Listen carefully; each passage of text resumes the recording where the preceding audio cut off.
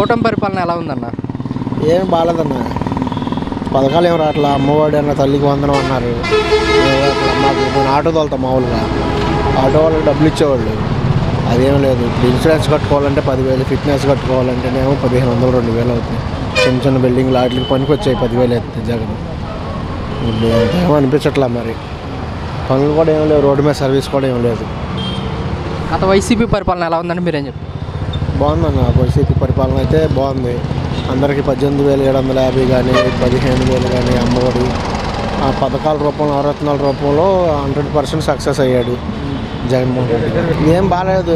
మళ్ళీ అంత మంచి ప్రభుత్వం అని స్టిక్కర్లు వేస్తున్నారు కానీ ఏం చేశారని మంచి కొన్ని ఏదైనా చేసి మంచి ప్రభుత్వం అని ఎవరు చెప్పాలి?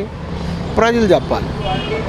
ఏ మంచి ప్రభుత్వం అని వాళ్ళే చెప్పుకుంటే అది కరెక్ట్ కాదు కదా.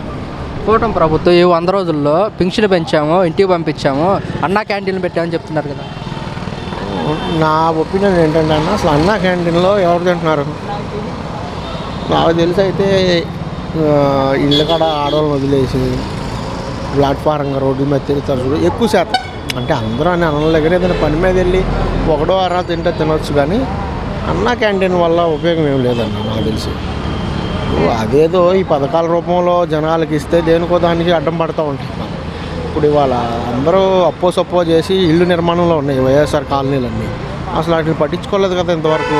మళ్ళీ మార్చిలో పూర్తి చేసుకోండి అని చెప్పి మీటింగులు పెట్టి చెప్తున్నారు. మార్చిలో పూర్తి చేసుకోవాలంటే అన్న, ఇప్పుడు పేదవాడు ఏంటంటే అసలు వాడి దగ్గర డబ్బు ఏమీ లేకుండా స్థలం వచ్చింది కదా ఇల్లు కట్టుకుందామని దిగిన వాళ్ళు ఉన్నారు. మరి అటువంటి వాడి దగ్గర డబ్బులు ఎట్లా ఉంటాయి? చంద్రబాబు నాయుడు గారు అంటున్నారు అసెంబ్లీలో, నాకు ఈ సూపర్ 6 పథకాలు చూస్తుంటే భయం అవుతుంది, రాష్ట్ర ప్రజలు మొత్తం అర్థం చేసుకోవాలంటున్నారు కదా. సూపర్ 6 అంటే భయం అవుతుంది అంటాడన్న. ఇప్పుడు ప్రభుత్వం ముందుకు నడిపే పరిస్థితి లేదంటాడు. ఒక 2-3 నెలలు ఆగిన తర్వాత ఏమంటాడంటే, మీ అందరికీ ధన్యవాదాలు, ఇప్పుడు నన్ను దీని అంతటికి స్వాగతించారు, పథకాలు ఏమి ఇవ్వకపోయినా ఏమి చేయకపోయినా మీరందరూ దానికి ఒప్పుకున్నారు, మీ అందరికీ ధన్యవాదాలు అని చెప్తాడు ఆయన.